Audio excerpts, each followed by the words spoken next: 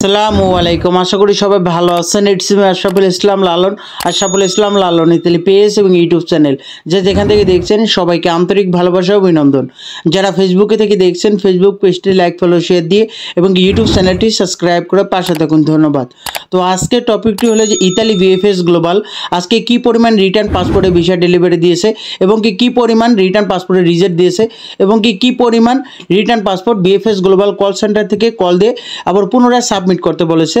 এবং কি আরেকটি টপিক যেটা হলো যে অ্যাপয়েন্টমেন্ট ভুক্তভোগী, তো যারা দীর্ঘদিন অপেক্ষা করতেছেন অ্যাপয়েন্টমেন্টের জন্য ওয়ার্ক ভিসা, বিশেষ করে তো ফ্যামিলি ভিসা, ট্যুরিস্ট ভিসা এবং কি স্টুডেন্ট ভিসা এগুলা কিন্তু চালু আছে অ্যাপয়েন্টমেন্ট, কিন্তু ওয়ার্ক ভিসা দীর্ঘদিন বন্ধ ছিল। তো গতকাল 10ই ফেব্রুয়ারি 2025 গতকাল কিন্তু বেশ কয়েকজন অ্যাপয়েন্টমেন্ট পাইছে নতুন করে ওয়ার্ক ভিসার। তো এটা আসলেই অনেকের মনে সন্দেহ বা বিভিন্নজন বিভিন্ন রকম কথা বলতেছিল এবং কি এটা আসলে কি সত্য বা মিথ্যা এটা প্রমাণ সহকারে বিএফএস গ্লোবাল কল সেন্টারে কল দেওয়া হয়েছে। তো তারা আসলে কি বলল যে গতকাল যে অ্যাপয়েন্টমেন্ট পাইলো অনেকের কাছে শুনছেন এবং কি আমিও কিন্তু আপনাদেরকে বলছি যে অ্যাপয়েন্টমেন্ট গতকাল ওয়ার্ক ভিসা অ্যাপয়েন্টমেন্ট চালু হয়েছে। তো ওয়ার্ক ভিসার আওতায় কিন্তু ডোমেস্টিক এগ্রিকালচার স্পন্সর, তো যারা জানেন না তো এইগুলা আসলে অনেকে জানেন আবার অনেকে জানেন না, তবে অনেকে আমাকে প্রশ্ন করছেন যে ভাই এটা আসলে কতটুকু সত্য। তো এটা আমি 100% শিওর বলতে কি যে আমাদের পরিচিত কয়েকজনের কিন্তু অ্যাপয়েন্টমেন্ট পাইছে। তবে আপনাদেরকে একটা সতর্ক বলে রাখি, যেটা অ্যাপয়েন্টমেন্ট এখন সবাই কিন্তু পাবে না। তো তারা দেখেন আপনি কল রেকর্ডটা যদি শোনেন তাহলে কিন্তু ক্লিয়ার হয়ে যাবেন সবাই। আমি মনে করি যে সবাই এই কল রেকর্ডটা শুনবেন। তো কল রেকর্ডটা পরে শুনাইতেছি। তো এখন যাদের অ্যাপয়েন্টমেন্ট পাইতেছে তো তাদেরটা কীরকম আমি বলে দিই, এটা একটা ক্লিয়ার করি যে যারা পাসপোর্টগুলো রিটার্ন আনছে এবং কি যারা স্ক্যান কপি জমা দিয়ে অপেক্ষা আছে, তো তাদের মতোই কিন্তু এই যে অ্যাপয়েন্টমেন্ট ভুক্তভোগীরা তাদের মতোই, হ্যাঁ, এই যে যারা অ্যাপয়েন্টমেন্টগুলো পাইতেছে তারা কিন্তু একবারে যারা যাচাই বাছাই কমপ্লিট হওয়ার পর কিন্তু তাদের অ্যাপয়েন্টমেন্ট দিতেছে।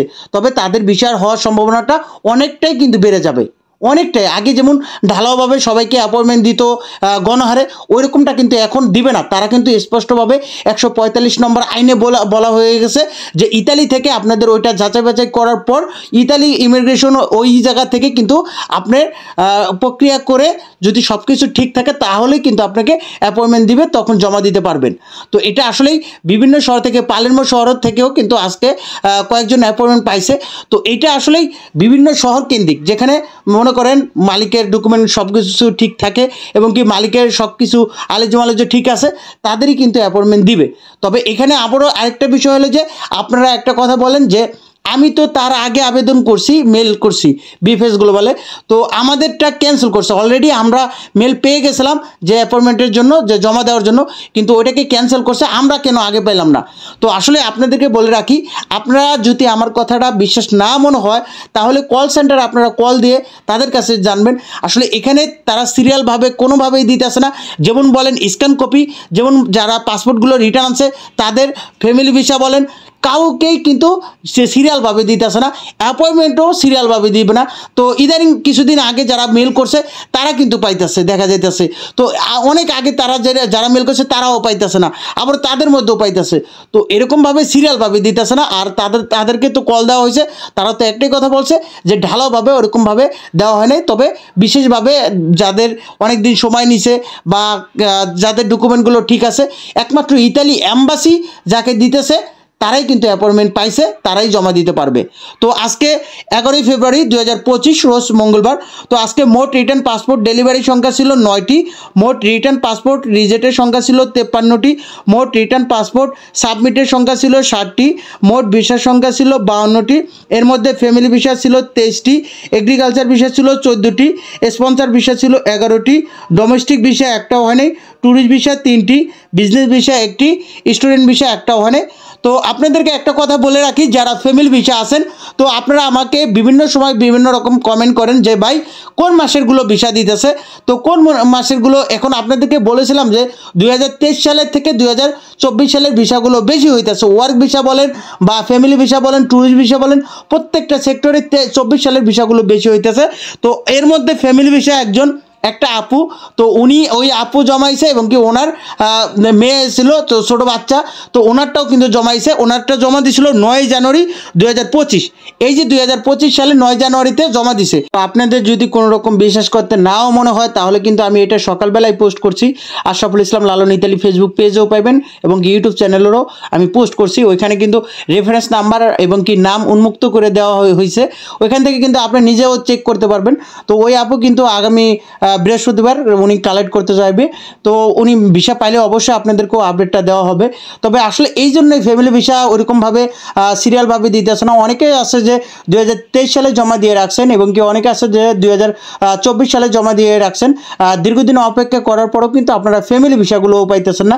তো আসলে এটা হতাশাজনক, কারণ কি একটা ফ্যামিলি ভিসা, এটা যেহেতু ওখানে হাজব্যান্ড থাকে, তার ওয়াইফরে নিবে বা তার বাচ্চা কাচ্চা আছে তাদেরকে নিবে, এখানে ফেক বা ওরকম কিছু হওয়ার সম্ভাবনা থাকেই না।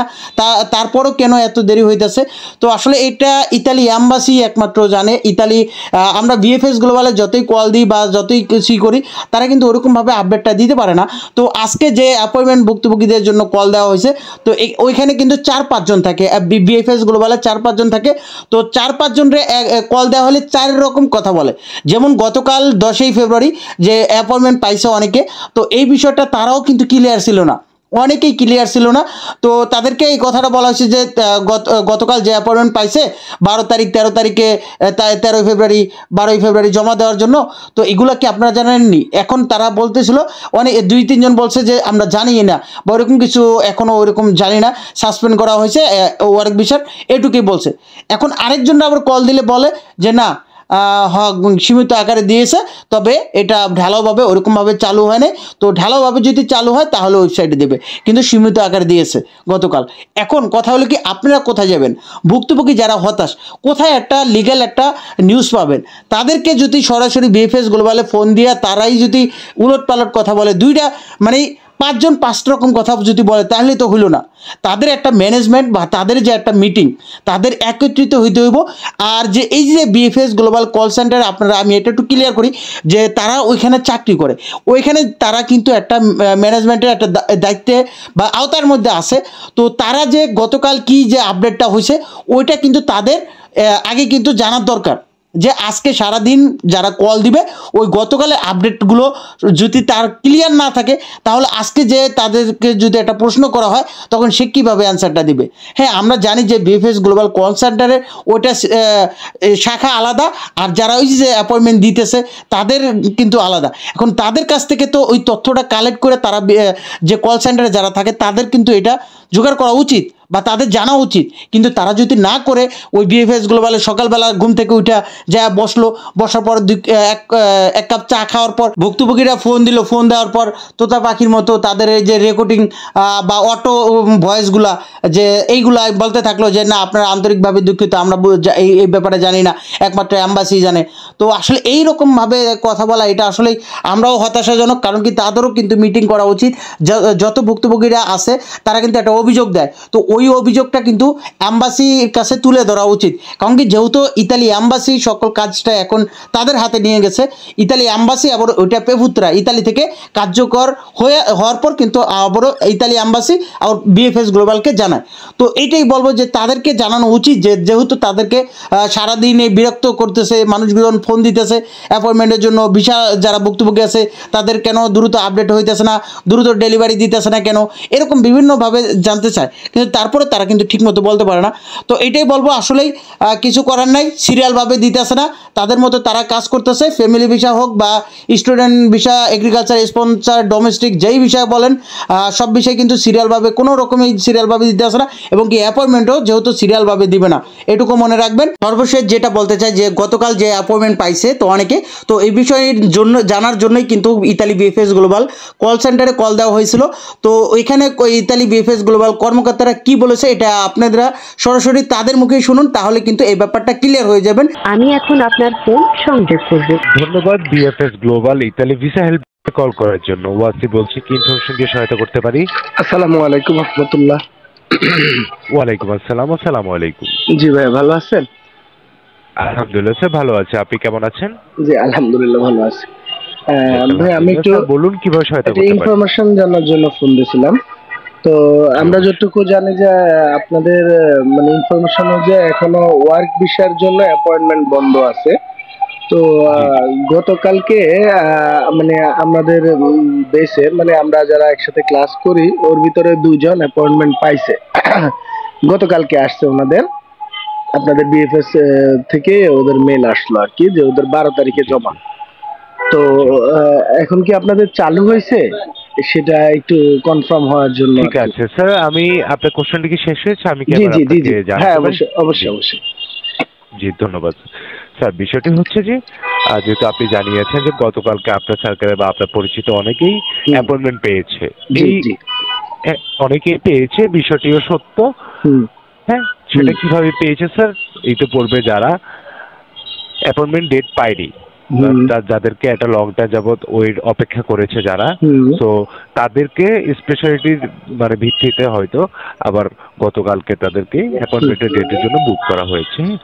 আর এছাড়া হচ্ছে যে যে হুম এছাড়া হচ্ছে যে বর্তমানে হুম আপনাদের ওয়ার্ক ভিসা সকল অ্যাপয়েন্টমেন্ট বর্তমানে সাসপেন্ড আকারে রয়েছে। আর পরবর্তীতে যখন আবার নতুন করে আমাদের এখান থেকে হুম চালু হবে, ডিরেক্ট সরাসরি আপনারা আমাদের ওয়েবসাইটের মাধ্যমে যে জানতে পারবেন যে এখন থেকেই চালু হচ্ছে বা কবে থেকে চালু হচ্ছে, সবকিছু আপনারা জানতে পারবেন। ইভেন কি আপনাদের তখন আপনাদের অ্যাপয়েন্টমেন্ট ডেটগুলো মেইলের মাধ্যমে সরাসরি জানিয়ে দেওয়া হবে। ঠিক আছে স্যার, কোনো জি। বিচলিত হওয়ার কারণ নেই। আচ্ছা, এখন হয়েছিল ভাইয়া আমারও তো আমি তো মেল করছি মে মাসের 23 তারিখে যে আপনার দ্যাট মিনস আপনার 10 মান্থস রানিং হয়ে গেল। তো এখন জি তো আমার তো অনেক দিন সময় হয়ে গেল, এখন আমি কোনো খবর পাচ্ছিলাম না। অ্যাকচুয়ালি স্যার আপনারটা হয়েছে 10 মাস হয়েছে, এমনও হ্যাঁ কাস্টমার আছে যিনি 14 মাস 15 মাস অপেক্ষা হ্যাঁ করছেন, হ্যাঁ হ্যাঁ হ্যাঁ। তারপরেও মানে অ্যাপয়েন্টমেন্ট পাচ্ছে না। যেটা হচ্ছে যে স্যার অ্যাপয়েন্টমেন্টটা হচ্ছে যে সেন্টার কর্তৃক নিয়ন্ত্রিত হচ্ছে। তো সেন্টার যদি আপনাকে অ্যাপয়েন্টমেন্টের জন্য বুক না করে, সেক্ষেত্রে আমিও সেখানে আপনাদেরকে অ্যাপয়েন্টমেন্ট নিয়ে দিতে পারছি না। হ্যাঁ, তো জি জি। আপনাকে যখন অ্যাপয়েন্টমেন্টের জন্য সিলেক্ট করা হবে বা আপনার হুম। ডেট টাইম আসবে, তখন আপনাকে তারা নিজেরাই জানাবে, ইভেনকে আমাদের এখান থেকেও জানানো হবে। ঠিক আছে? আচ্ছা ভাইয়া, আপনার আমাদের যে মেলগুলো করা আছে, হ্যাঁ, এখন আমাদের জি এই জি মেলগুলো কি আপনাদের যে কার্যক্রমগুলো চলতেছে যে নুলুস্তার ভেরিফিকেশনের, তো আমাদের এই জি মেল জি জি অনুযায়ী কি এখন মানে আমাদের কাজগুলো কি চলমান, যে আমাদের ভেরিফিকেশন চলতেছে এরকম কোনো কিছু? যদি আপনার যদি নুনস্থান অনুযায়ী যদি এই হ্যাঁ। ধরনের মানে চালু থাকে, হুম বা নুনস্থান যে আপনি তো পেয়েছেন তাই না? হুম হুম হুম হুম। হ্যাঁ, আমি মেলও নুনস্থান করে রাখছি। পেয়েছেন, তাহলে সেক্ষেত্রে হ্যাঁ রিনিউ করে রাখছেন, দেখেছেন এর মধ্যে আপনার তো সব মানে ভেরিফিকেশন হয়ে গিয়েছে তাই না? জি। তো সেটা আন্ডার প্রসেসে গিয়েই তাহলে চলমান আছে স্যার। ও আচ্ছা আচ্ছা। ও যারা জি জি মেল করে রাখছে তাদেরকে যাদের এখন মানে ভেরিফিকেশন মানে বাকি আছে তাদেরকে মনে হয় ওয়েট করতে হইতেছে, আর যাদের ভেরিফিকেশন হয়ে জি গেছে জি জি অবশ্যই। তারাই মনে হয় জি অ্যাপয়েন্টমেন্ট পাচ্ছে, এরকম না? এক্স্যাক্টলি এক্স্যাক্টলি এমনটাই। ও আচ্ছা আচ্ছা আর আচ্ছা। হচ্ছে স্যার এখন হুম তো হচ্ছে যে সরাসরি সবার জন্য মানে একবারেই অ্যাপয়েন্টমেন্ট চালু হচ্ছে না, বিকজ হুম অফ যেহেতু সাসপেন্ড আকারে আর রয়েছে। হুম। আর পরবর্তী যখন চালু হবে সবার জন্যই টাইম শিডিউল অনুযায়ী সবাই অ্যাপয়েন্টমেন্ট পেয়ে যাবে।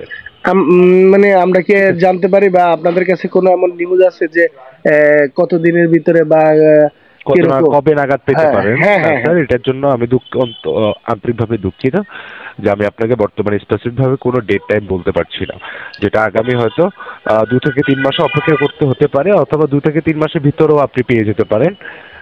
আমাকে গত মাসে আমি যখন এটা একটা ফোন দিছিলাম আপনাদের হেল্প ডেস্কে, তখন একটা আপু বলছিল যে এই মাস নাগাদ মানে আমাদের হয়তো কোনো একটা ইনফরমেশন আসতে পারে বা আমরা জি অ্যাপয়েন্টমেন্ট পেয়ে যেতে পারি, কিন্তু কোনো শিওর না, জি এরকম আর কি বলা জি হয়েছিল।